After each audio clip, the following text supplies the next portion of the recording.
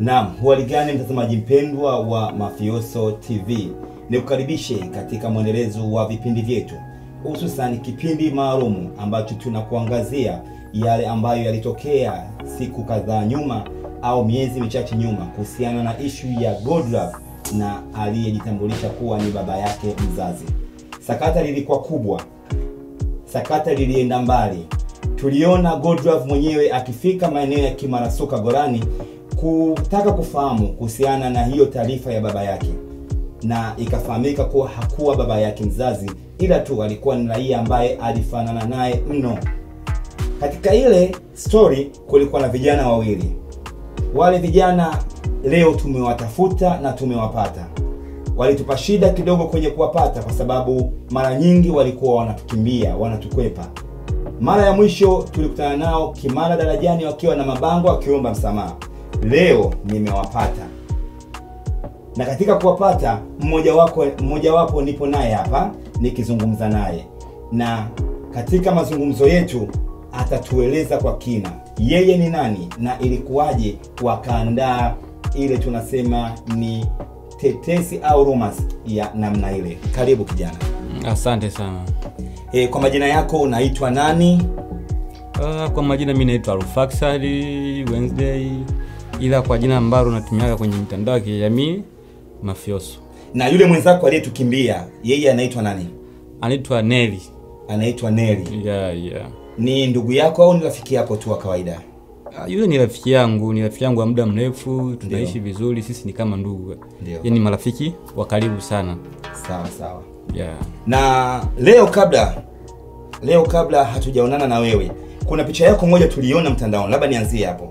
Ulikuwa umebebelea matofali, Hebu tuelezee jinsi ulivyovaa na ile kazi ambayo unaonekana unafanya mtandaoni, imeonekana unabeba tofali, ina uhusiano gani na wewe hapo?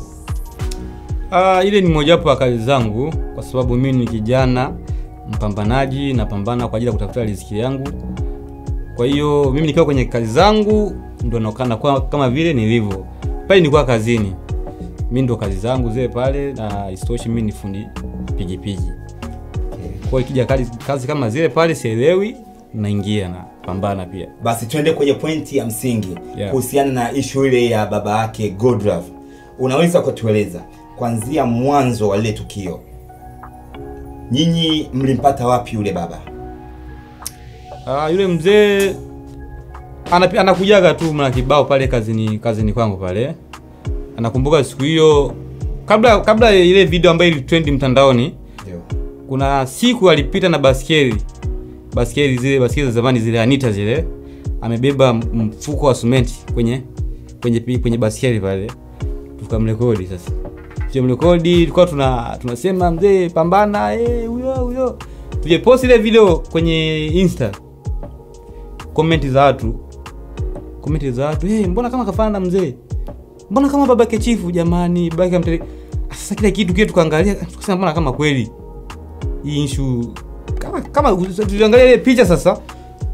Na sisi tukaipata sasa sura ya chifu, kusema mbona kama akasema sasa ili tupate uhakika zaidi.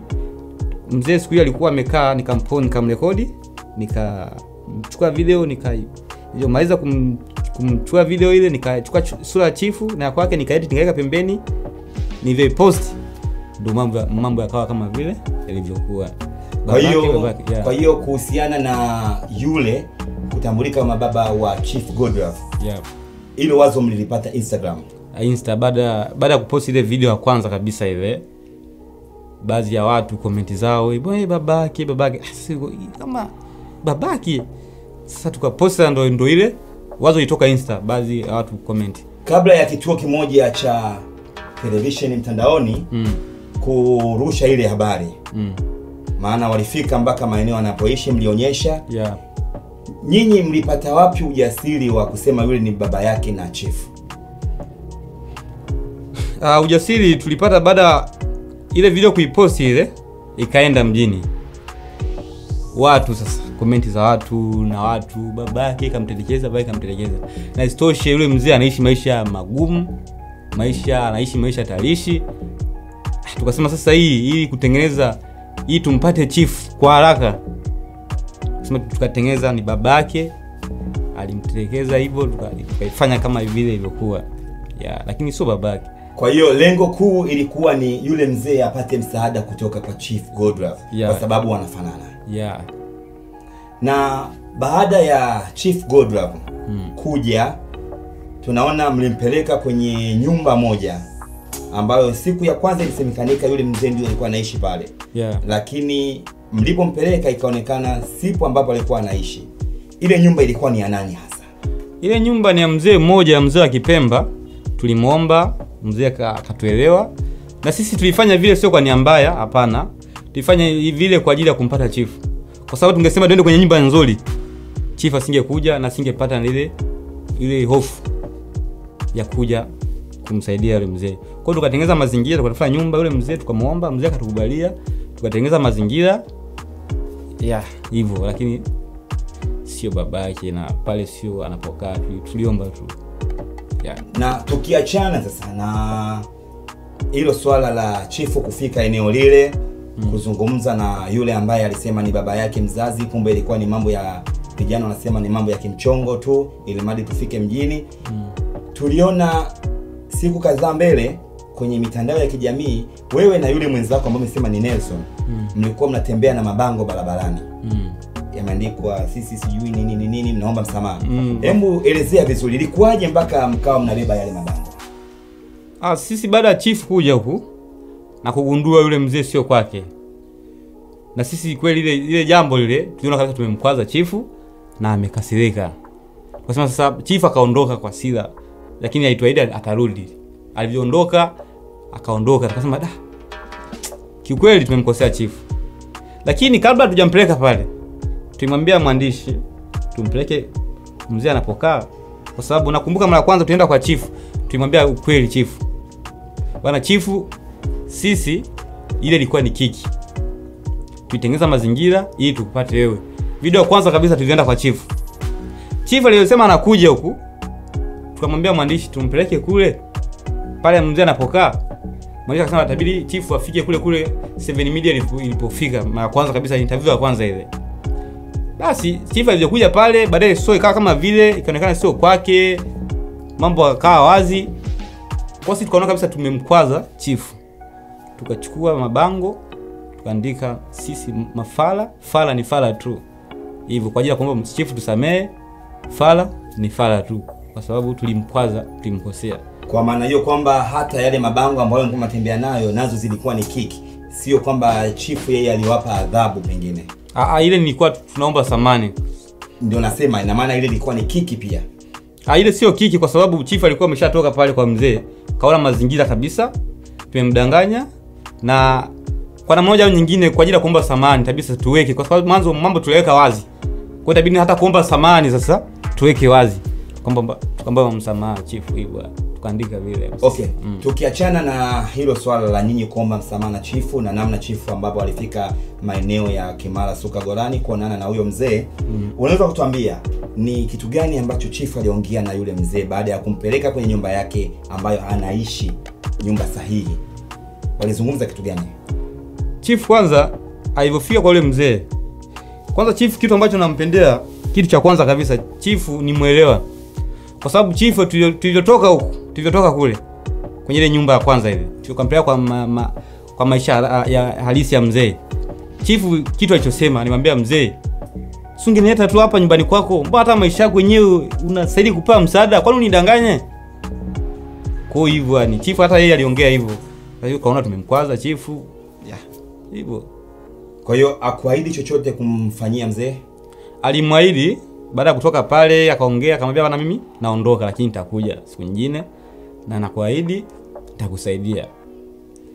Na mtazamaji wa Mafioso TV, nipo na kijana hapa ambao walihusika kwa namna moja au nyingine katika sakata la Chief Godlove na baba yake wa mchongo.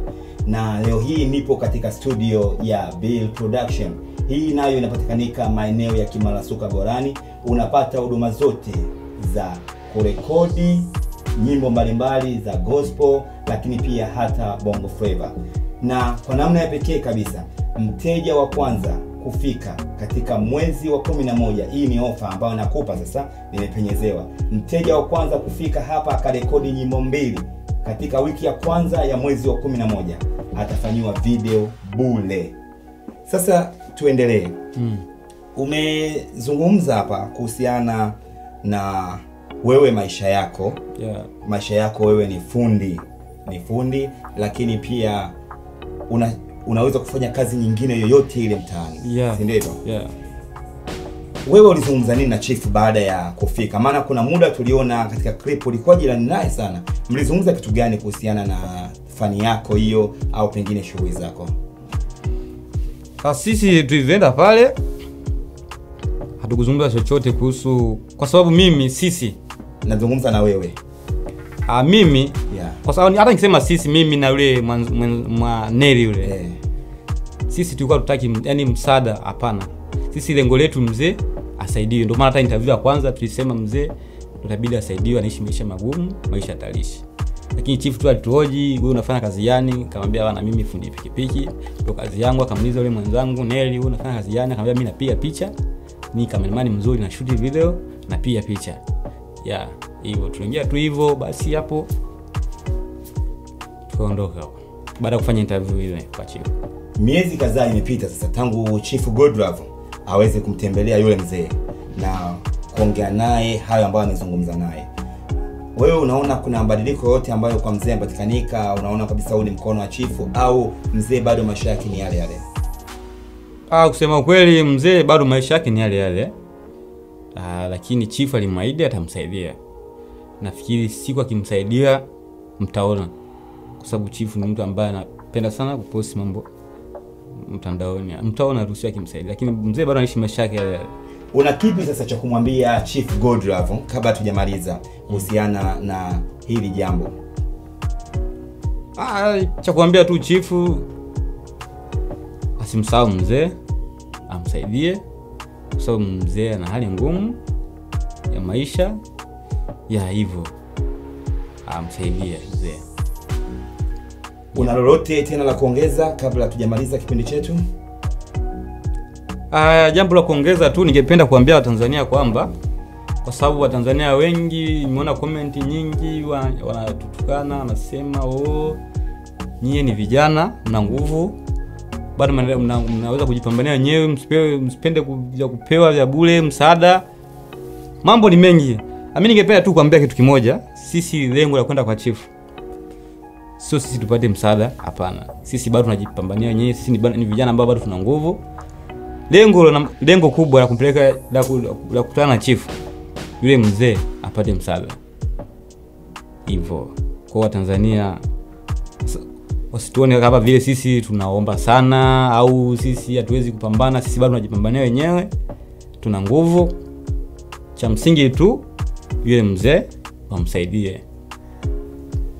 Asante sana. Asante sana. Na mtazamaji mpendwa wa Mafioso TV, kama ulivyosikia mwenyewe na kujionea, huyu ni miongoni mwa wale vijana kama nilivyotambulisha mwanzoni kwamba ndio ulihusika na mchakato mzima wa kumkutanisha Godlove Chief na baba yake yule ambaye ni baba wa mchongo. Tumeambiwa walizungumza mengi na Chief Godlove kama mlivyoona, na ndugu amthibitisha kwamba alifika kwenye nyumba halisi anayoishi yule mzee na alimwahidi kumsaidia. Hivyo jukumu la kumsaidia linabaki mikononi mwa Chief yeye mwenyewe. Hatujui ni lini na saa ngapi atatoa msaada huo, ila tu tunazidi kumkumbusha Chief aweze kutimiza kile ambacho ameahidi, kwa sababu Waswahili wanasema ahadi ni deni. Mpaka hapa nimefika mwisho wa kipindi chetu, na nikukumbushe tu kwamba aliyekuletea kipindi hiki muda wote si mwingine bali ni mimi Thomas Kristo Mlipoka, nikwambia falsafa ya ufagio ni unyenyekevu, tukiwa tumepewa nguvu na Bill Chris Production. Hii inapatikanika Kimara Suka Gorani.